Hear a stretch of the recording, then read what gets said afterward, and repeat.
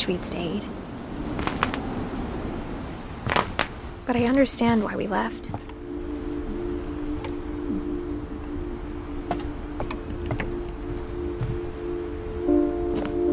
My mom ended up leaving everything behind.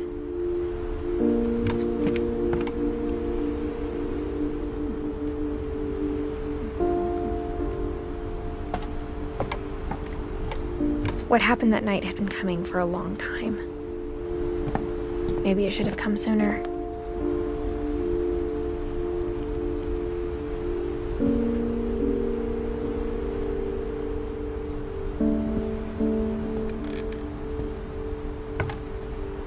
But it had to end one way or another. All that's left now is to tell you about that last night.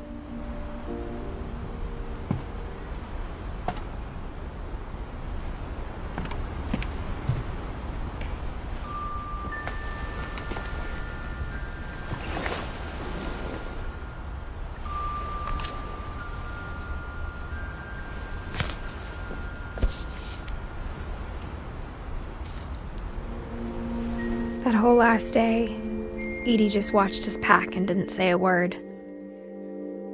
Until supper, when she raised her glass and said, "To our final night together, and all our final nights apart." Grandma, you know what I said about alcohol. Some of your medications are very Edith, specific. I left a present for you in the hallway. Why don't you go open it? The grown-ups have to argue now. I'm sorry, you're right. We're all leaving tomorrow. Let's just enjoy our last... I'm not leaving. Edith, you're excused.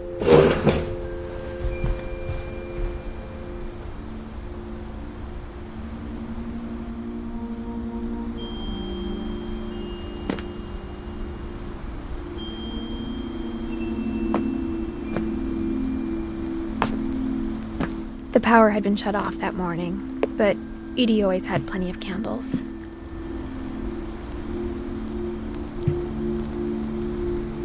When my mom sealed the library, I don't think she knew about the other entrance. Or that Edie had a key to it.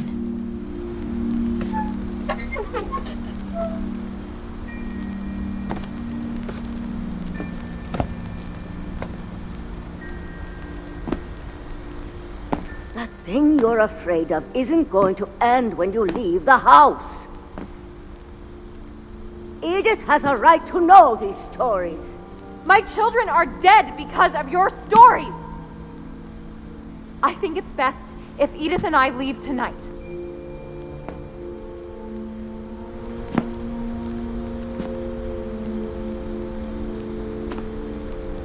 We'll have the nursing home send a van for you in the morning, okay?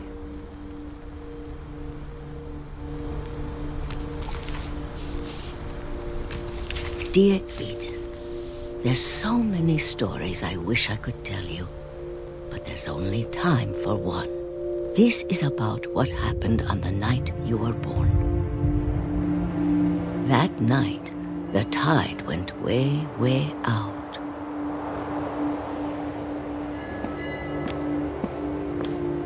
It was the first and last time I ever saw the old house aground.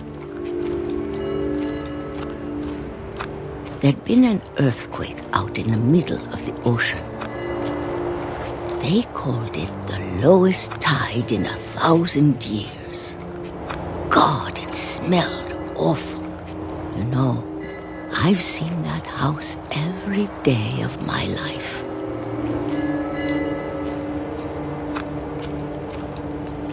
But I never thought I'd go back to it.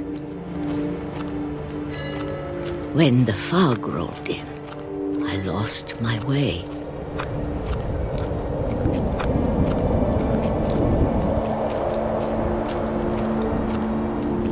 I got turned around.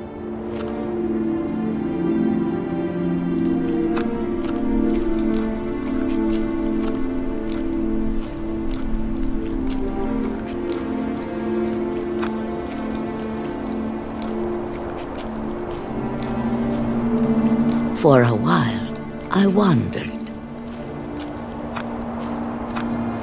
I started seeing things.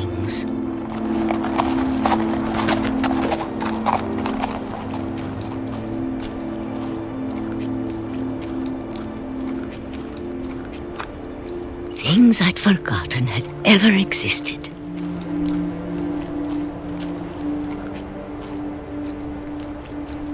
But when I saw them, they felt like old friends. That night, a lot of things came back to me. Or maybe I came back to them.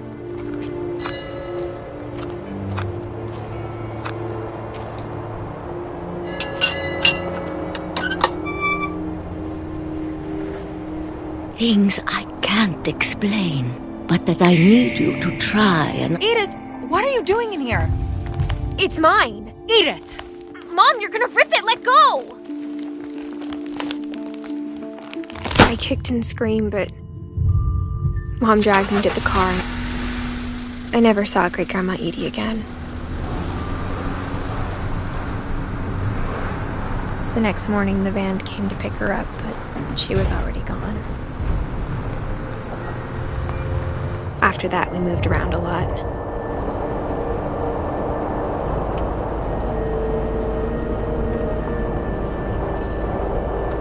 We both tried to make the best of it.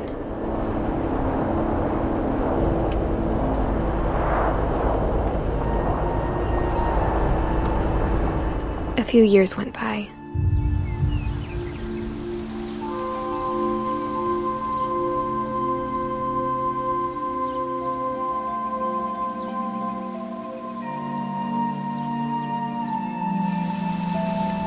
My mom didn't like to talk about it,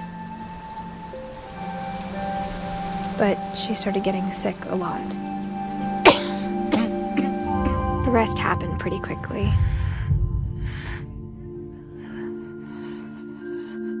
She got better for a while, and then she didn't. And then I was alone.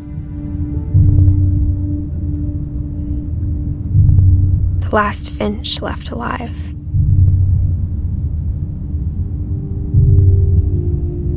Until I found out about you. I'm still not sure what to tell you about all this. If we lived forever, maybe we'd have time to understand things. But as it is, I think the best we can do is try to open our eyes.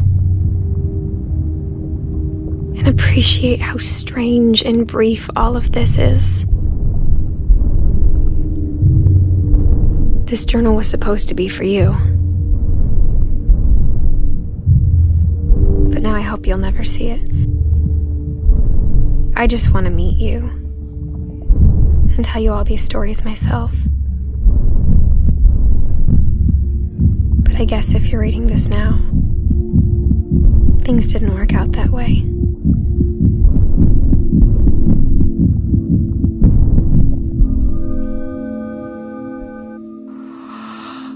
This is where your story begins. I'm sorry I won't be there to see it.